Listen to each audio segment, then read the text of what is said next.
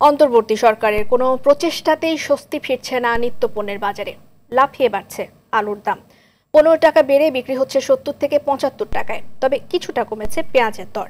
বাজারে শীতের মৌসুমি সবজির সরবরাহ বাড়লেও দাম আসছে না ভোক্তার নাগালে। BR28 নতুন চালে কমেছে কেজিতে 5 টাকা। 2000 টাকা ছাড়িয়েছে ইলিশের দর। সেলিম মালিকের রিপোর্ট।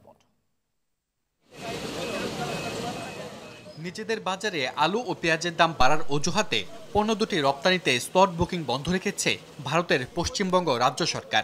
এতে দিনাজপুরের হিলি বন্দর দিয়ে আলু ও পেঁয়াজ আমদানি বন্ধ রয়েছে। এমন খবরে রাজধানীর বাজারগুলোতে পড়েছে এর প্রভাব, বেড়েছে দাম। এই সাদা ডায়মন্ড আলুটা ছিল 60 টাকা কেজি, খুচরা আমরা বেচছি 60 টাকা কেজি, এখন কেজি প্রতি দেওয়া গেছে 10 টাকা বাড়ছে। এই আলু এখন বেচতেছে 70 টাকা কেজি। আবার এই লাল আলু কাঠি লাল, এই আলুটা এখন 75 টাকা কেজি বেচা লাগতেছে। বাজার ভরপুর শীতের মৌসুমী সবজি, তবে এখনো 50 টাকার নিচে সবজি মেলা ভার। কিছুটা স্বস্তি মরিচে।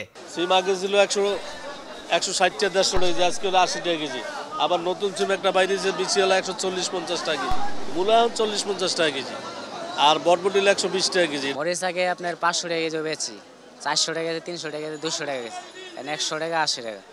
দেশিটা 80 আর ইন্ডিয়ান হলো 100 টাকা কেজি। বাজারে সরবরাহ বাড়তে শুরু করেছে BR28 জাতের নতুন চাল। কেজি প্রতি দাম কমেছে 5 থেকে 6 টাকা। 28 পুরান চালটা ছিল 61-62 টাকা, আর নতুন চাল উঠছে এখন 28, নতুনটা হচ্ছে আপনার 55-56 টাকা। ভালো মানের মিনিকেট যেটা, ওটা 70-72 টাকা।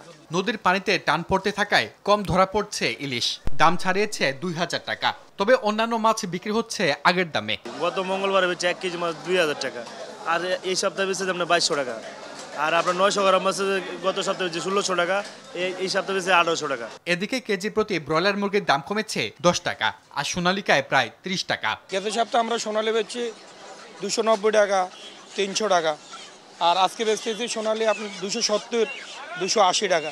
গরুর মাংস আগের দামে বিক্রি হলেও খাসি ও ছাগলের মাংসের দাম বেড়েছে কেজিতে 50 টাকা।